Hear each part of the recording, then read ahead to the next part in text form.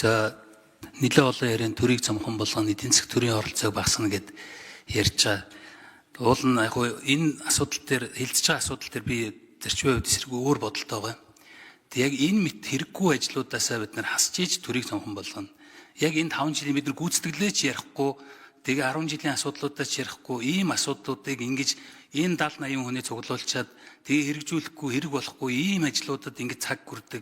Эдгээр өөр ажил цаг зарвал бид нар илүү үр дүнтэй ажиллаж болохоор. Тэгэхээр энэ дээр бол би энэ дунд хугацааны хөтөлбөр дээр хөгжлийн бодлого төлөвлөлт дээр 10 жилийн, 5 жилийн, 4 жилийн ингээ 3 хөтөлбөр байгаа. Энэ 5 жилийнхыг би бол одоо хэрэггүй, энийг бол болох ёстой гэж бодож байна. Тэгэхээр энийг эхлээд 1-р 5 жилийнхаа тэр асуудлаа ярьчаад энэ асуудлуудыг яах вэ гэж ярих нь зөв болов уу гэсэн ийм бодолтой байна. Тэгэхээр энэ 5 жилийн төлөвлөгөө гэдгийг бол ер нь бол социалист голдуу орнууд нэг одоо юутай нэг хүн юм уу, нэг одоо гэр бүл илүү удаан хугацаанд оршин тогтнож одоо засаглах болцоотой улсуудад яг ийм төлөвлөгөөнүүд хэрэгжүүлдэг. Хэрэгжүүл 5 жилийн төлөвлөгөөнүүдийг хараад үзвэл та нар одоо анзаарвал Хятад, Орос, одоо Казахстан, Узбекистан гэх мэтлэнгээр хуучин социалист орнууд голдуу байгаа. Тэгэхээр өөрөөр хэлбэл энэ улсууд бол төвлөрсөн төлөвлөгөөтэй зах зээлийн бус одоо байдал дамгайлсан ийм газруудад яг энэ 5 жилийн төлөвлөгөөнүүд байдаг. Тэгэхээр энэ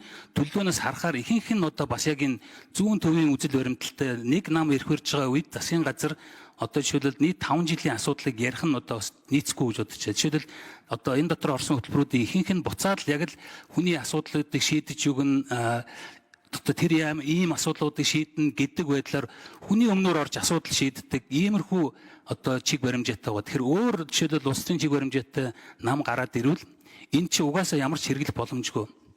Өнгөрсөн одоо 33 жилийн хугацаанд бид нар бас өөр чиглэл рүү явъя гэж зорьсон.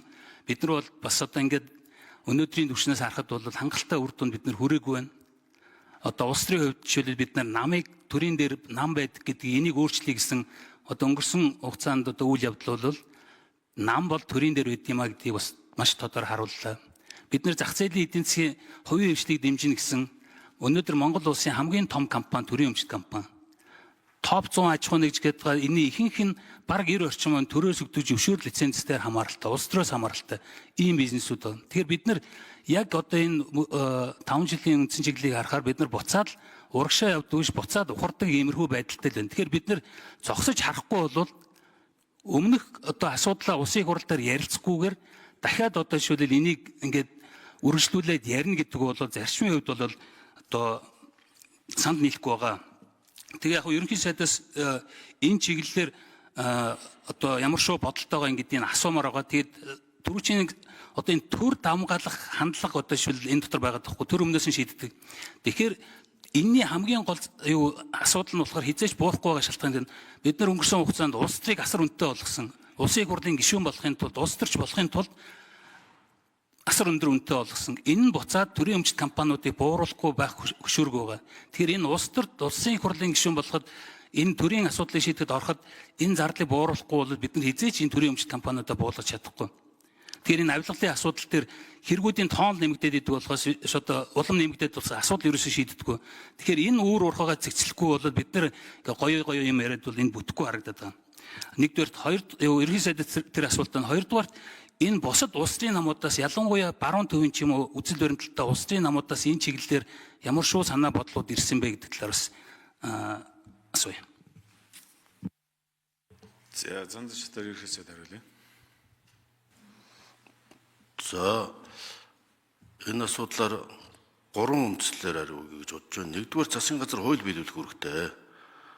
Энэ бол улсын хурлаас баталсан хөгжлийн бодлого төлөлтийн тухай хуулийн дагуу 11-р сарын 1-ний дотор 5 жилийн үндсэн чиглэлийг нийгмийн эдийн засгийг хөгжүүлэх 5 жилийн үндсэн чиглэлийг улсын хурл дөрвөн мэдүүлж мэдүүлээд 12 сарын 1-ний дотор батлах ёстой гэсэн ийм хуулийн хугацаатай. За энэ бол хууль эрх зорчин. За хоёрдугаар яг олон улсын төвшөнд айл ал намуудаас чин саналыг гаргаж байгаад ингээд орсон хуулийн төслийг 2015 онд одоо арчилсан намын үед энэ хууль батлагдсан. Хөгжлийн бодлого төлөлтийн хууль энэ 5 жилийн үндсэн чиглэл босруулах, жилийн төлөв босруулах юм. Тийм учраас тэндээс та хуулийн дээрээс тодорхой уншиж болох байх гэж бодож байна.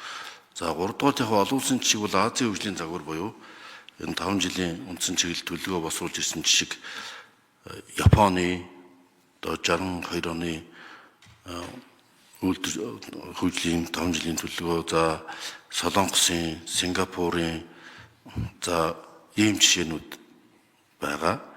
За дээр нь бол яг ийм вижн буюу одоо улсынхаа хөгжлийн ерхий чиг хандлагыг үндсэн чиглэлийг тогтоосон энэтхэгийн энэ Азийн бараг бүх улсуудад бол энэ жижиг форматыг ашиглаж хөгжлийн бодлого төлөвлөж явж байгаа орчин үеийн эдийн засгийн хөгжлийн загвар бол бас цэвэр төгс өрсөлдөөн зах зээлээс манайх төгс өрсөлдөөнтэй зах зээл биш учраас ийм бодлого төлөвлөлтийн арга механизмуудыг ашигладаг чиг хандлага дэлхийд даяар хамгаалж байгаа. За энэ бол эдийн засгийн онолын болон хөгжлийн бодлогын тусдаа асуудал. За харин энийг илүү үр дүнтэй, үр ашигтай болгож улс орныхоо хөгжлийг зөв чиглэлд хандуулж ингэж явах нь чухал. Тийм учраас өмнөх 5 жилийн үндсэн чиглэлээс сайжруулад хэмжигдэх хүйц тодорхой энэ зарчимд нийцүүлээд энэ хөгжлийн бодлого төлөвтэй бол чиглэлээ гаргаж яваад ямар энэ 14 мега төслөхөд стратеги гэдэг бол 90 дараа 14 мега төслөхөд бүгд туссан байгаа. Тэгтээ аль нь дөрвж хэрэгжих юм. Бүх зүйлийг нэгэн зэрэг хийх болцоогүй. Тийм учраас улсын хөгжлийн бодлого чиглэл байх нь бол гарцаагүй. Монгол улсын үндсэн хуулийн ч гэсэн тийм тодорхой заалт бий. Даачгүй эдийн засгийн үйл ажиллагааг өөрийн улс орны онцлогт нийлүүлэн төрөөс өдөртөн чиглүүлнэ гэсэн. За ингээд Кейнсийн ч вэ, Фридман ч вэ ингээд онлын маргаан бол эдийн засгийн онлын маргаан болоо явчихна. Төлөвлөх ёстой юу гэдэг бол өөр асуудал. Харин практик шаардлага бол байна. Сайжруулах. За их төвшин гишүүн тодруулъя. Тэг ерөнхийдөө яг хууль биелүүлэх гэж байгаа учраас оруулж тэрийг ойлгож яг зөв би хувь улс төрчийн хувьд саналын сонссон. Ер нь бол дунд хугацааны төлөвлөлт 10 жил, 5 жил, 4 жил буюу засгийн газрын үйл ажиллагааны хөтөлбөр гэж ийм байгаа. Тэгэхээр 4 жилийн цикл чинь 5 жилтэйгээ одоо сонгуулийн цикл чинь 5 жилийн төлөвлөгөөтэй ойрхон байгаа учраас энэ бол баг хэрэггүй шат яваад байгаа юм биш үү гэдгийг одоо улсын хурлын дээрээ энийг ярилцаад эхнийхээ 5 жилийнхаа тэр төлөвлөгөөг биднэрт үнэхээр хэрэгтэй байгаа мó хэрэггүй байгаа мó энэ олон хүмүүсийн цаг одоо хүчийг барах хэрэгтэй байгаа мó гэдгийг ярьчаад тэгээд дараа нь хэлцэх ёстой мó гэж энэ их хурлын асуудал байна л да. Бат Эрдэнэ дараад ийм саналтай байна. Баярлалаа. За. Ерхий сайд тодруулъя. Тэгэхээр энэ бодлого төлөвлөлтийн бас улс төрийн ач холбогдол нь их төвшин гишүүнэ. Улс төрийн намууд сонгуульд оролцохдоо дааж давшгүй халамж тэтгэмж амладаг. За шил хүүхдийн мөнгнөөс хавлал их орны гişиг гээд ингээд улс орныхоо эдийн засгийг даахгүй хэмжээнд олждог учраас энэ 5 жилийн үндсэн чиглэл тэрнээс хараад бас илүү шинжлэх ухаанч олон түвний хүсэл эрмэлзэл тулгуурсан байх зорилгоор 5 жилийн үндсэн чиглэл гэж хуульчилсан гэж ойлгож байгаа. Тийм учраас энэ 5 чиглэлдээ нийцүүлж намын бүрийн хөтөлбөрүүд, сонгуулийн бүрийн хөтөлбөр босрогдоод тэрэн дээрээ суулж засгийн газрын үйл ажиллагааны бүрийн хөтөлбөрөөс босрогдож явах ёстой.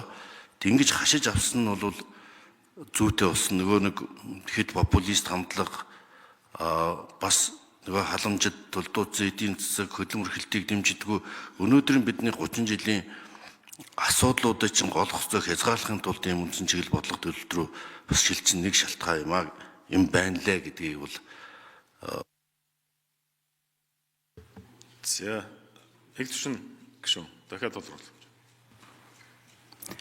Тэг нөгөө улсын хурлын тухай сонгуулийн тухай хуулийн дээр урт хугацааны хөгжлийн бодлого хөтөлбөрл нийцүүлнэ гэсэн байгаа. Саяын хэлсэн одоо жишээлбэл тэр төсөв дааж давхгүй гэдэг заалтууд чинь хязгаарлалтай заалтууд орцсон байгаа учраас яг энэтэй бол 5 жилийн төлөвлөгөөтэй шууд уялдахгүй.